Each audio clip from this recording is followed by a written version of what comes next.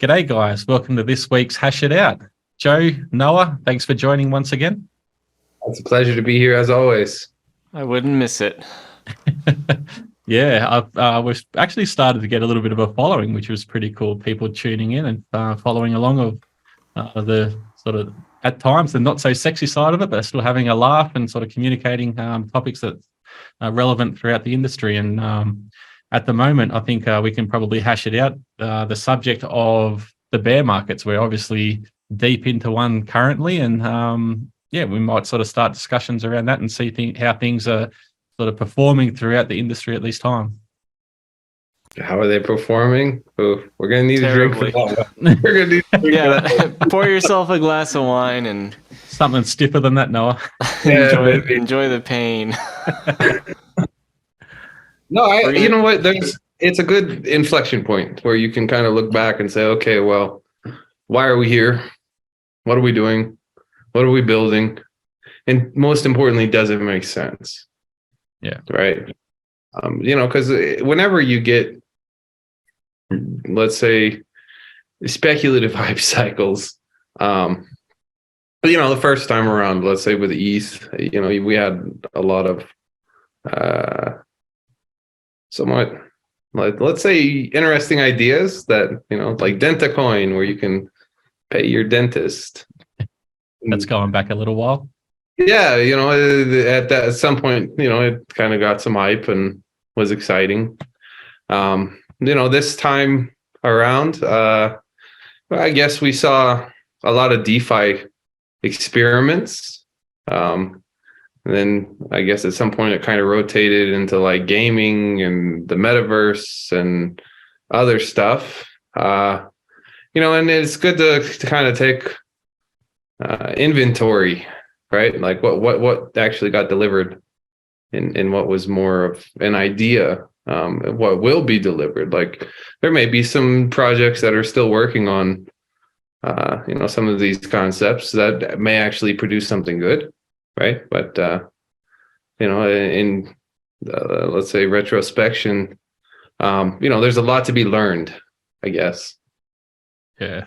Just like on the DeFi side of it, like there's a lot of interesting projects and concepts and things like that that have sort of, whether you call them proof of concepts, in a way they do work and things, but ultimately the thing that came unstuck with it all is just the degeneracy and over leverage, borrowing from one platform and moving funds to another, and then putting that as collateral and borrowing against that. And like, it's just a big sort of DeFi shit show. Everything was just kind of cross-collateralized and over-leveraged and everything like that. And ultimately, we saw that all unwind at a great pace. Yeah, pretty much. Well, what's a good way to put it?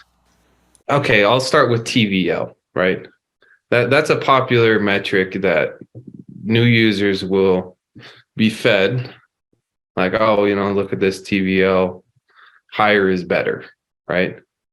And maybe not. TVL can certainly reflect net leverage, right? Yeah. To where if we look at something like Luna, where people were kind of blocking, their UST for return, there was a ton of TVL. But in a way, it represented risk and leverage rather than like collateralized assets that were safe, right? It was more of a risk position with some token or reward mechanism. But, there was a certain risk in being in that position that's never discussed.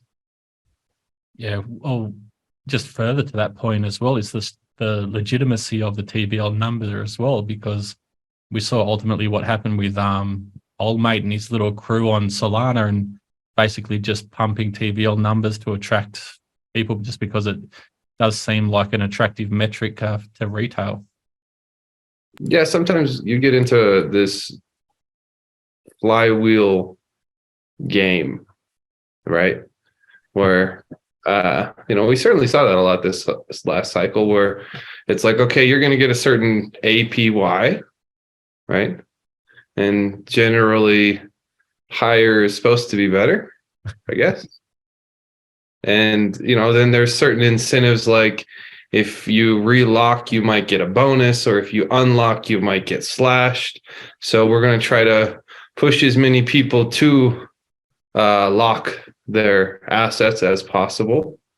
And, it can kind of create this flywheel effect until, the token emissions, which is usually the reward that's being printed via this nice APY. You're creating a ton of new tokens that then the market can't absorb. And when the market can't absorb it, what happens? It goes down. We saw that a lot in DeFi. Yeah, the crazy thing is it's like gamified liquidity generation.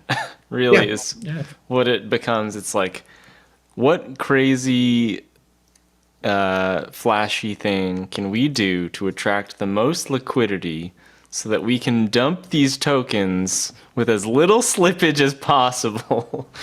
Like, you spend 3 days doing anything in DeFi, like playing around with any of these yield farming things, and you realize that that's what it is. Like, it very quickly, I don't know, it's just, to me, it's so transparent that that's what it is. Like, it's about a gamification.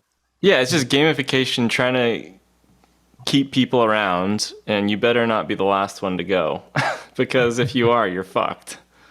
Well, the bigger difficulty, in my opinion, is it obfuscates risk. Yeah, exactly. It hides risk, right? And TVL is like look at this high TVL number.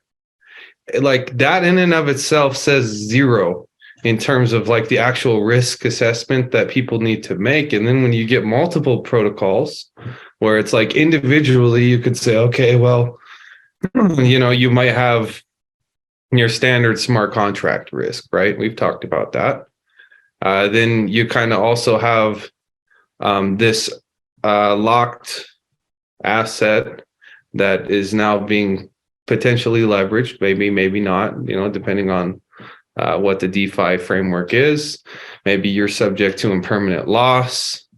Maybe your reward itself is inflating too rapidly and isn't going to maintain value. And that's just one, right? And like, there's this idea in DeFi, let's just plug all this shit together. And like the complexity of like risk from an individual product sometimes can be a little bit questionable, right? But then when you start to stack them, and then you get a derivative, and then you rehypothecate the derivative to increase your leverage, and you like build layer on top of layer on top of layer, the TVL is like, wow, look at all of this TVL. But you're spinning, mate. Yeah, your risk, your leverage is like quantifiably getting higher.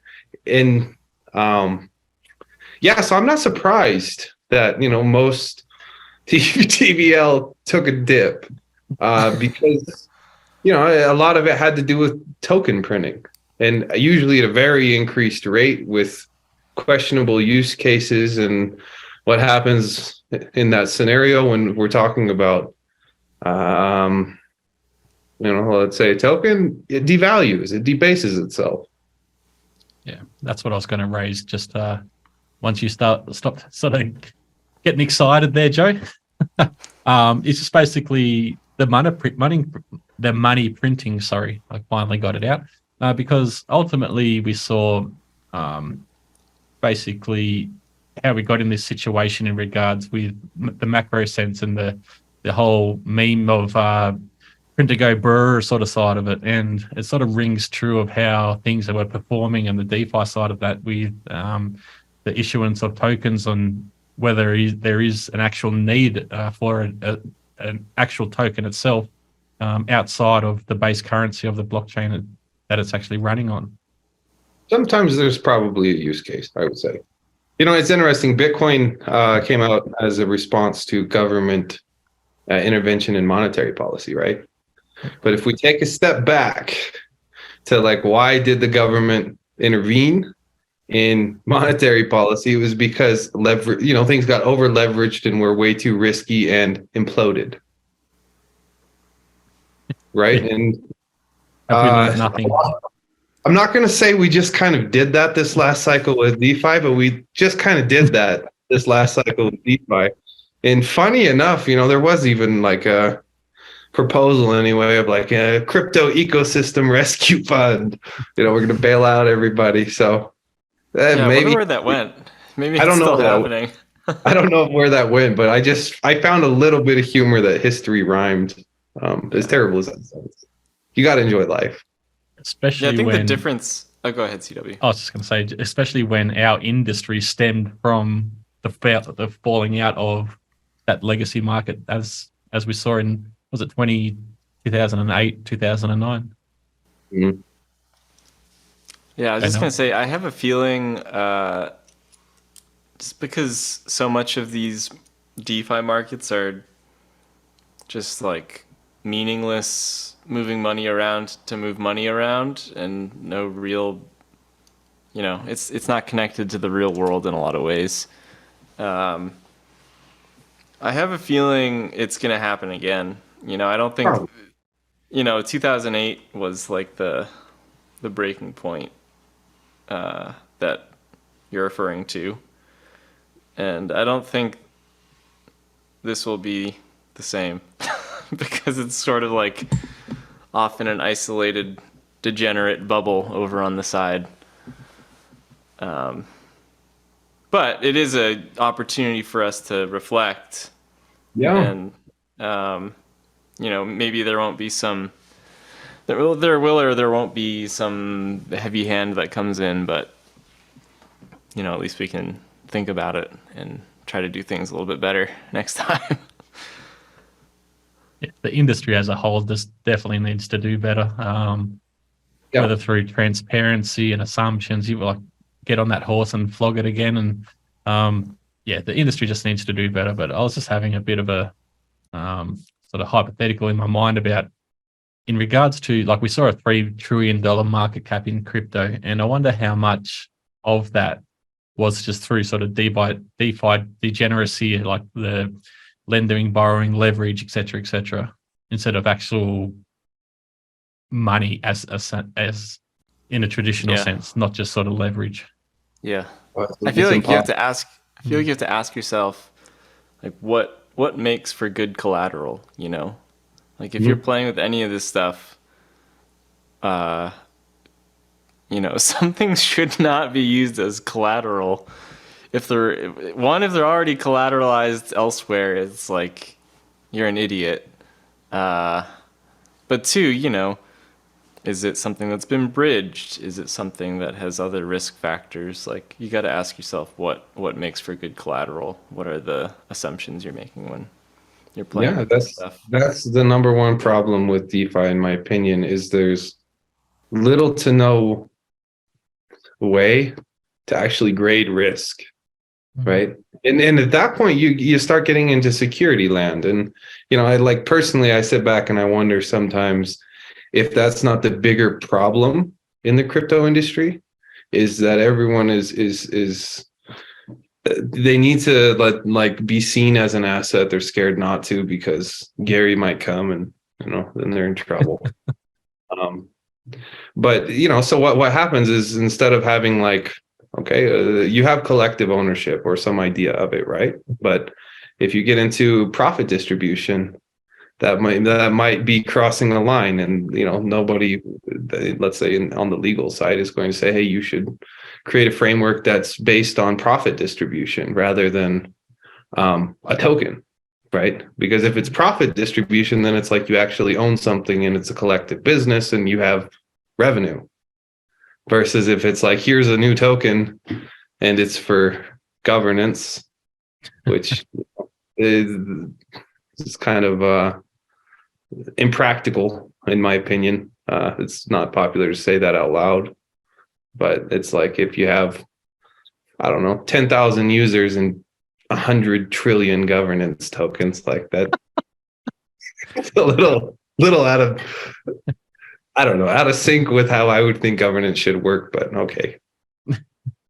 Yeah. There's what is it? 8.5 billion people on the planet. Yeah. It's still, in my mind, it's like, okay, if we were going to mature as an industry, at least on the DeFi front, we would have some ability to gauge risk in a more transparent way. And right now that's not really the case. We probably have some desire to isolate like extreme leverage and let the degens have their own playground, but then have more of like core DeFi that is built for stability and built on use-based returns and profit distribution and much less speculative, right? Yeah. But then you have to ask the question, is that sexy enough that people would use it? Some would. I think miners would. Yeah, that's one benefit of proof of work is they come in with no reward, right? They mine, they get their payout, and then they can't like stake that and get extra tokens. So I think even something that has relatively low yield is attractive to that subset of users. But that's a totally different trajectory than how crypto is usually assimilated. And it's a lot harder to bootstrap because it's less speculative and more use-based. Yeah. It comes down to the sexiness of it. Why sort of have something, or why interact with something that's yielding 2, 3, 4%, something that's reasonably sustainable, somewhat low risk, and then you're competing on the degeneracy side, like you said, they're having their playground and they're operating in 50% to tens of thousands percent. Like, you know what I mean? It's funny. And then more to Noah's point about the collateral as well, because having something that is a stable, like store of value, for instance, like obviously Bitcoin's been touted as like a store of value, being the gold 2.0 sort of standard and things like that. But look at the price fluctuations and the volatility you see. Like, how can you sort of set up a collateral position and use that in real world sort of use cases in regards to DeFi? Like, say for instance, you put up 10 Bitcoin and you use it for a mortgage or something like that, and prices fluctuate all over the shop. Like, it's just crazy. Margins will be called, and it'd be pretty funny and wild in that respect. Yeah, it's one of those things. Like in, let's say, the first iteration, at least on Ergo, to try to create stable value, is we had to massively over collateralize a volatile asset and create some mechanism of game theory to where people could potentially profit on price fluctuations. Is it perfect? No, but at least it's been pretty stable, right? Yeah. There's a ton of stable coins that have depegged, so I think that's at least some positive, is that it's stayed pegged. Yep. In terms of DEXI, I think that's a better iteration than SIG-USD personally. I think it's more interesting because then it's like you get a automated central bank, right? Because in a way, every token you can kind of see as like a private central bank if you look at a token as money, right? Yep. And that's kind of where, in my opinion, DeFi gets really weird, because it's like you're gonna, invest and lock your stuff in Noah's private central bank. You get Noah tokens, but then you're gonna swap them for Joe tokens, and if you do that and reinvest them in CW tokens, then you'll get double Noah tokens. To the moon.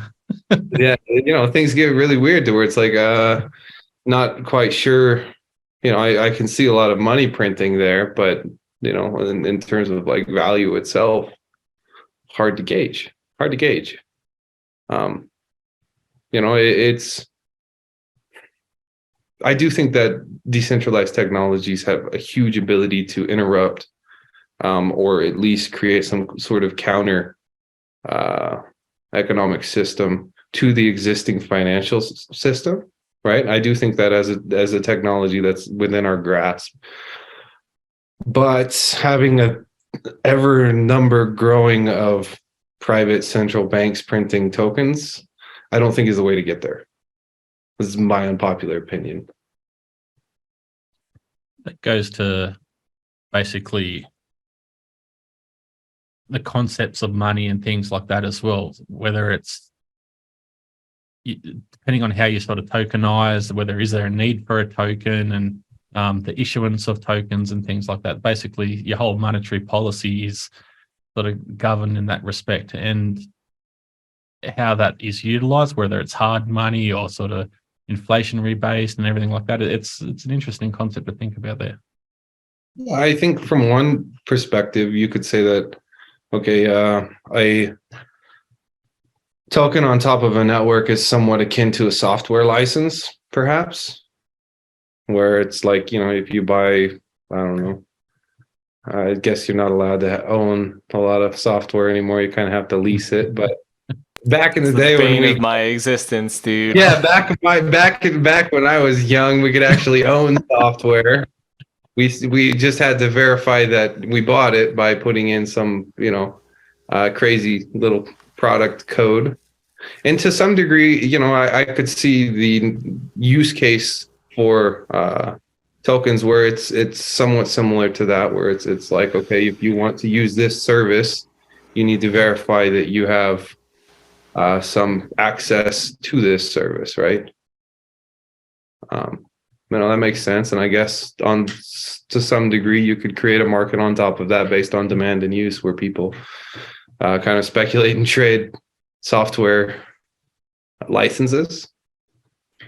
And in a way, I guess even Erg is kind of like a software license where you need it to execute a transaction to change state on our network, right? And I guess with Babel fees, that there's some extension of that to some degree. But if we look at it more in terms of monetary policy, it's interesting. I think there's been a lot of speculation in our industry that people now are reflecting and looking back, and perhaps they owned I don't know, something that at one point was worth a lot, and now they're questioning what they were doing. Yeah, we were talking about the Ether rocks before we jumped on the call. I think that's a good example. Yeah. Yeah, there's numerous names that we could throw out there, and There's so many. It's like, what are we doing? Yeah. Listen, I like art, but I also don't have the pockets to just be like, oh, it's a $500,000 piece of art, right? I don't have that in reality anyway. But that's one aspect in regards to sort of what we saw here in the industry with the pretty exuberant prices, in my opinion, in regards to NFTs and things. Then also the whole speculative side in regards to assets and things, and whether it's an ERC20 token that you can just spin up a contract by copy pastoring and away you go, and create some hype and things like that. Try and make people feel like they get in early and go down that road. Or you can think of something even like on the Ergo side, where it's ground up proof of work, layer one blockchain, so much innovations and things like that as well throughout the industry, or industry first and things. And it's funny how the industry values things, and the hype that's created around certain things, and what we sort of saw in that this last cycle. It's pretty funny. Yeah, I tend to, I don't know. I look at like the initial release that Satoshi gave with Bitcoin, where he said, okay, the reason why this is unique is because it removes trust, and the current problem in our monetary system is all of these trusted parties. I think that as an industry, it was pretty much at the beginning of when he first released the Bitcoin white paper. I think we failed pretty hard in terms of not having trusted parties. And if I read the actual Bitcoin paper and it gets into peer-to-peer cash, I think we're still working on that too, right? Is that a potential? Absolutely. But for me, I think that if we really go back to basic concepts from kind of the initial era of our industry, we still have a lot of work to do. And I do think that, yeah, you can take something that, requires no trust, and you can get decent P2P rails moving. And yeah, you can build businesses on top of that. You can build applications on top of that. But, I think that as a whole, not just in Ergo, but in all cryptocurrencies, we've severely overpromised and underdelivered, just from a first principles based approach. And if we could create, economic systems that remove trust and have clear transparency in terms of the people and the parties and cryptography and kind of the logic of the system, we could build some really cool shit. But the hype train, it just blinds people. It's like, okay, well, what do you want? I want an X. I want a lot of numbers in front of the X. And well, what is it? I don't even care half the time. If you really ask people, what is this, and what are the assumptions, and why is it important, and what is it doing? I think a lot of people just don't care. Sadly, they just want number, and maybe another number X. Yeah, when Lambo. Yeah, when Lambo. I went through that a bit last cycle. Learned my lesson quick. It's painful because, if you don't have, okay, let's just say you look at it from a purely investment standpoint. Okay, I can understand that. Then it's all about risk assumptions, right? Yeah. It's all about understanding like the risk assumptions in terms of the broader market and how's it placed in kind of the macro sense, and then internally, what is its growth and what is the actual technology. But a lot of times, short-term value in hype cycles is just what's popular. What are people voting for? Yeah. Right. And yeah, I remember at my most degenerate moment, it was I was playing around with Wonderland, and that really turned out to be a winner. But that was sort of the one like true degenerate thing that I just wanted to like understand, mm-hmm. And it was pretty wild. But when you get into that world, you start to realize like how freaking convoluted the user experience is. Like let's say you started a centralized exchange. Mm-hmm. Maybe you buy some USDT. You see, like if you're trying to get into some weird like 4-day yield farm thing on some like obscure chain, you got to send it. Maybe you got to bridge it. Maybe you got to download a new wallet. Oh, it's the wrong wallet. Doesn't support it. Now I have a different wallet, but like there's some weird discrepancy between the two wallets. Then you got to make your, oh fuck, I don't have enough to actually like pay for the fees. Now I got to go back and unbridge and like it's the most clusterfuck experience for real people. It's like the only people doing this shit are just like the most degenerate human beings. It just makes me laugh, dude. Like I couldn't believe what it was like going through all of that, and it is what it is. See, I like in my perspective, I think we have to go back to first principles and say, okay, how can we deliver peer-to-peer cash in a better way, right? And it's a peer-to-peer network. How can we build on that so it's more performant? Then you get into removing trusted parties, right? And that's a whole challenge. You can look at all of this drama with the exchange, and some people are saying, oh, CZ's a scammer, and some people are saying, oh, he's Jesus incarnate, and he's here to save the crypto industry, right? And the reality is nobody knows because you can't see. That's the funny thing to me, anyway. Is it's like, how can you have a strong opinion when everything is black? Like you don't know we don't know. Just the honest answer. We don't know. I hope it's there, right? It'd be good for our industry. It'd be terrible if it wasn't, but I can't tell you that it is or it isn't because I don't know. And then you get into smart contracts, in terms of applications, how's it working? Is it safe? Is it good? I don't know if it's a black box, right?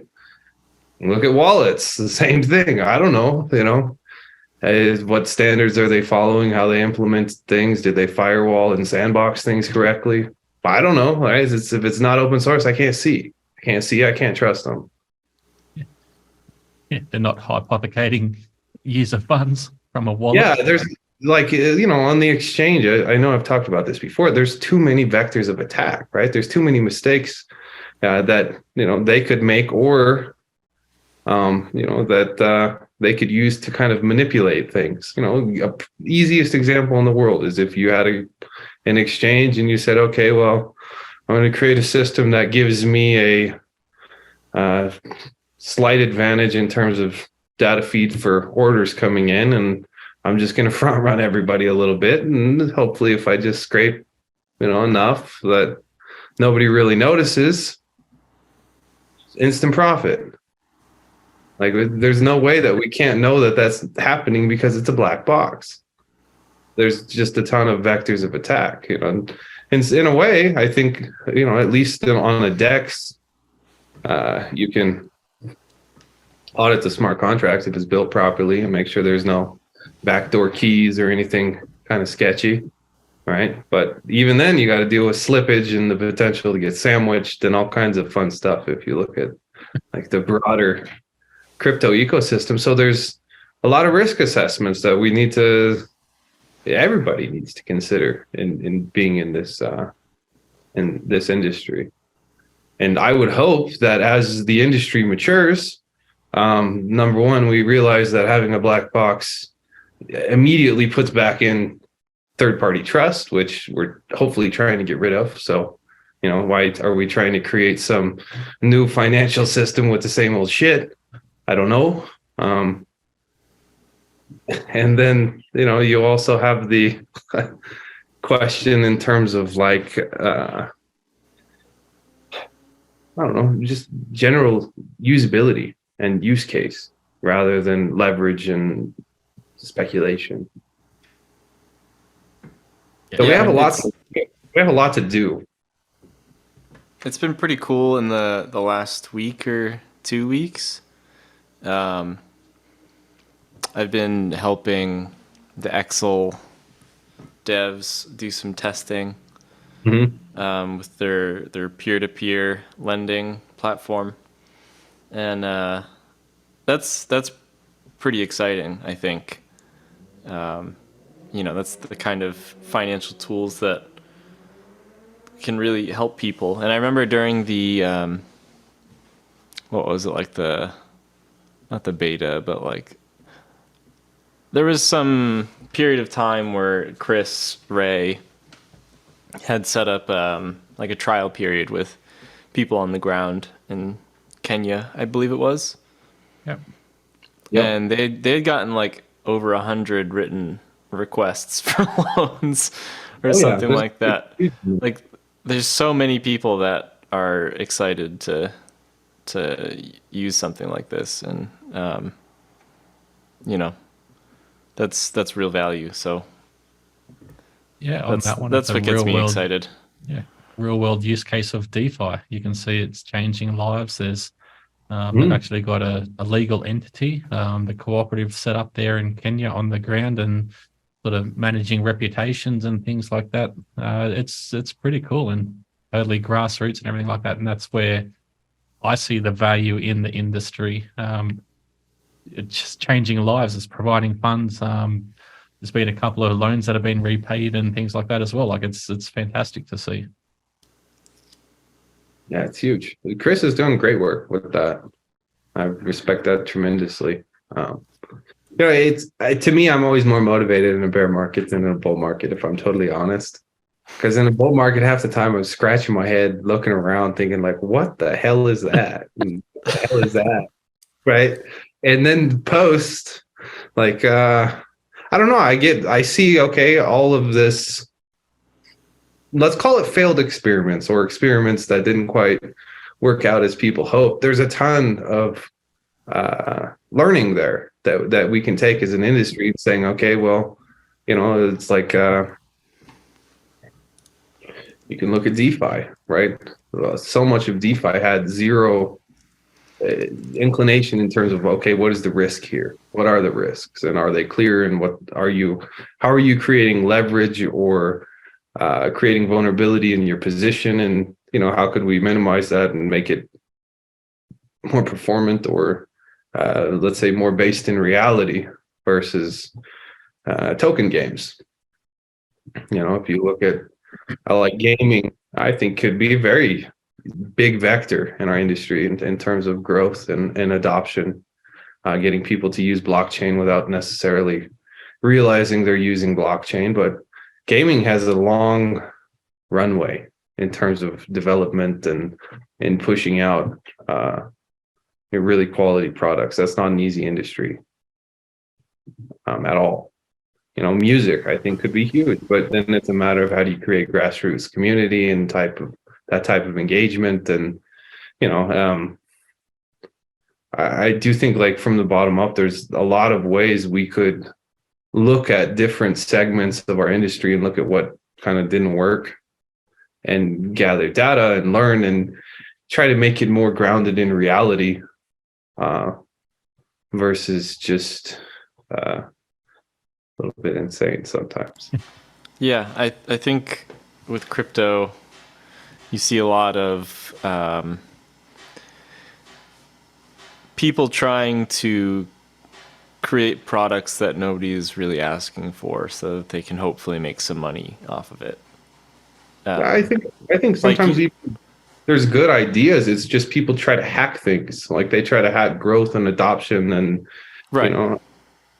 Like something like music or games like that. That's,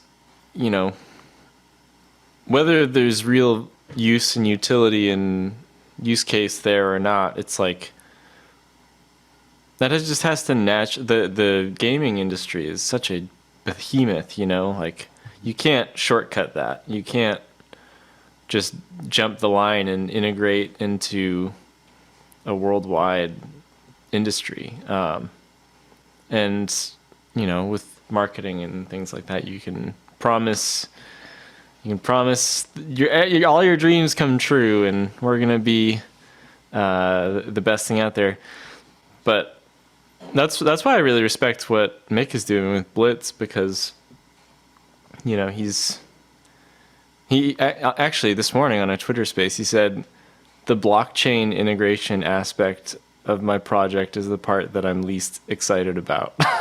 Gamer, like that's always been the thing I've liked about Mick, is that he's building something he has passion in. So if he built a game that he wouldn't play, he's going to be pissed because he wouldn't want to play.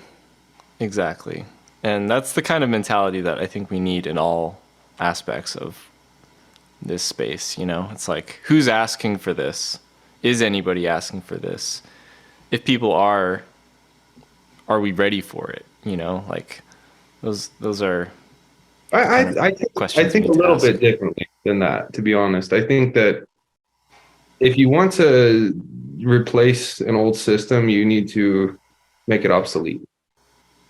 And we need to understand where the old system is more obsolete and attack those vectors, because that's how we outperform it, right? And then ultimately you deliver a better product, and then people will use it. And so, like in the gaming side with Mick, he's saying, okay, blockchain makes a lot of sense as a back end, because then my game will outlive me, right? Versus people spending credit card money on, I don't know what, blue diamonds or random stuff on their phone. And who knows if, like, maybe there's short-term like entertainment there, but what if the game fails or they don't update it or something like that? I've only done that once, and it was on accident. I gave my niece my phone with the password, and she bought like My Little Pony like dress up stuff. It was like $200 mistake. Oh wow, that's hilarious. But if it were on blockchain, I would still own it, right?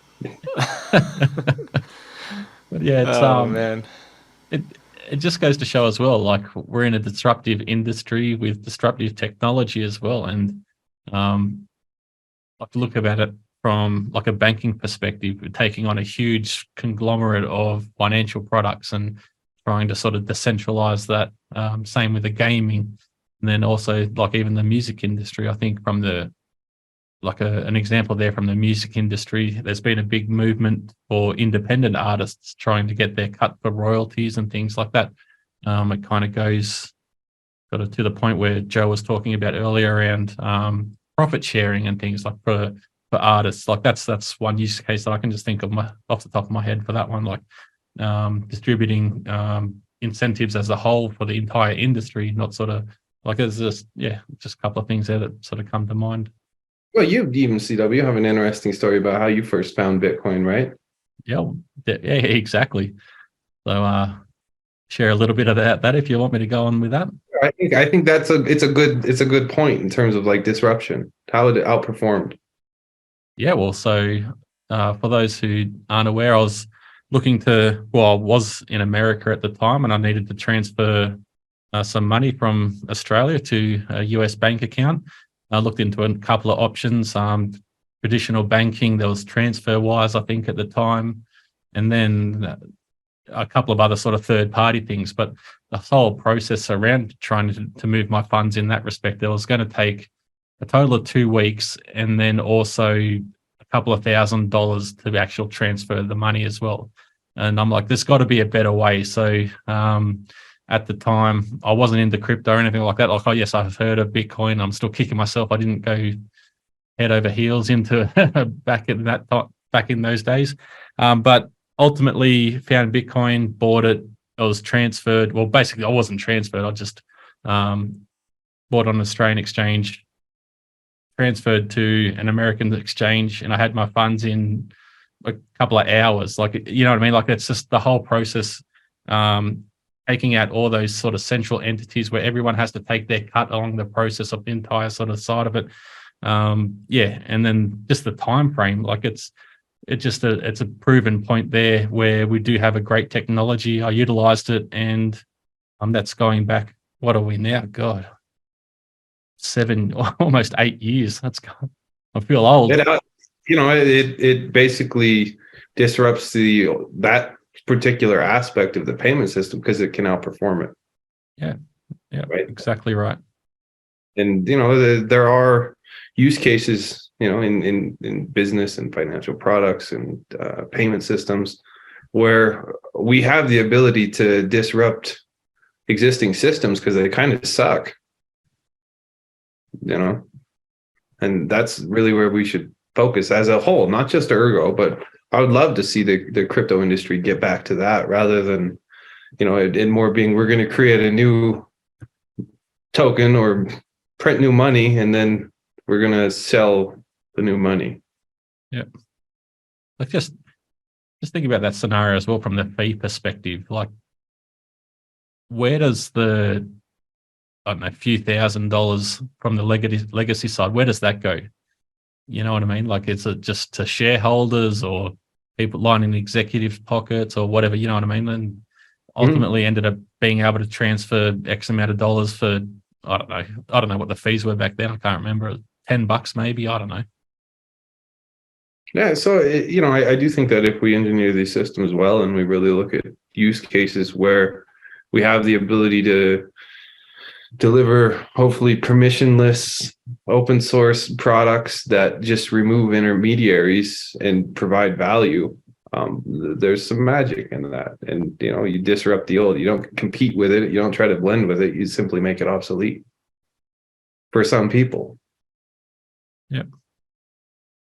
And there's numerous sort of things, and it's just the evolution of business and things like that as well. Like, did Rome get too big to fail and things like that? Like, obviously stretching too far, and obviously at the time people wouldn't have thought that a big entity like Roman Empire could have fallen, things like that. But just goes to show that any sort of industry, any entity can be overrun by someone doing it bigger and better, or from the failings of that entity themselves. Yeah. So, bear markets for me, it's time for postmortem, right?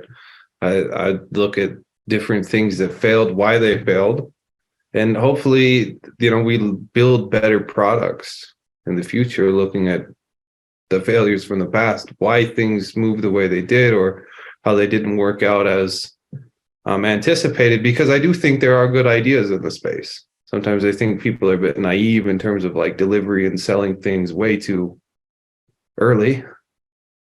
But in terms of good ideas, I do think there are a lot there. There's a lot that we can do with this technology. So, when you run into people every once in a while, crypto's dead, right? In a way, it's just like some of the old rot needs to basically move back into the earth, become nutrients, and be reabsorbed into something new that does a better job than a lot of products that we've seen. And we might be in bear territory for a while, right? So, I'm going to settle in, and I'm going to look back and learn from not only my mistakes but other projects, and see what we can learn moving forward. Yeah, it's unfortunate being a holder of a crypto dick butt that's now only worth a couple of dollars. Doge Elon Mars has still got a higher market cap than Ergo, so That's because more people voted for it. Like the dog coin thing was a whole mania for what, 2 weeks, and then a lot of people moved a lot of money into it, and now what? There's a saying in terms of like their bag holding, right? yeah. I think there's a lot of people right now that are bag holding with a little bit of regret, and maybe even in the Ergo ecosystem, right? But at least in our ecosystem, we're trying to think into the future and try to deliver products that can create real value, right? Yeah, that's the exciting part. That always I look back forward. I look back on in regards to sort of the sentiment around Ergo and just the strength of the development and things like that within the ecosystem. The growth that we saw when the bull market basically started, we pretty much didn't have any wallet, to be honest. And then look how far we've come as an ecosystem to where we are today, and it's still, people are still building, continuing to build through the bear, and we're having nice, solid conversations, robust discussions within the community itself about how we should be doing things, how we should be running things. The accountability and everything like that, which is making for a strong, even stronger foundation to build upon. I agree. If crypto can live up to its initial promise and actually, remove trust and deliver kind of peer-to-peer cash-like experience, and then add a little bit of logic to where, we can build collective businesses and entities and collaborate in a decentralized way to create economic value, that's huge. That's huge. That could change a lot of lives. So that's ultimately the goal in my mind. The question is, how do we get there the right way? Because, when we start reinserting a lot of old concepts and, I don't know, building with the wrong principles, I don't think we'll get there. And, if people build just for net speculation and honeypot new people and try to extract as much value as possible, you know what? If the regulators come, in a way, they kind of earned it. Yep, that's very sound advice, and very well to end this sort of hash it out. We're coming up to time. We're up around sort of 50 minutes, I think. Is there any last words? I think this could be our last hash it out for the year as well. Yeah, you got to enjoy Christmas. I hope everybody out there has a good holiday. Whatever you do, celebrate in style, have fun with your family, eat good food, have a good time. Just have fun. Yeah, was it Alex said that said that? Just have fun. Life is too short to, not take the time to enjoy wherever you're at and whoever you're with. Yeah, very well said. I myself, I'll be eating way too much as always, so I'll be coming back into the new year probably a few kilos heavier, and really look forward to just letting myself go. Just have fun. Exactly. All right, gents, it's been a pleasure chatting. I think we're up around, we'll be close to around 30 episodes, I think. So I think that's pretty well, pretty good to maintain the weekly sort of discussions and the subjects that we dive into each week. So it's been a pleasure chatting throughout this year. Thanks very much. Yeah, we'll see you in the new year. All right, guys, take care. Thanks for tuning in. Have a good one.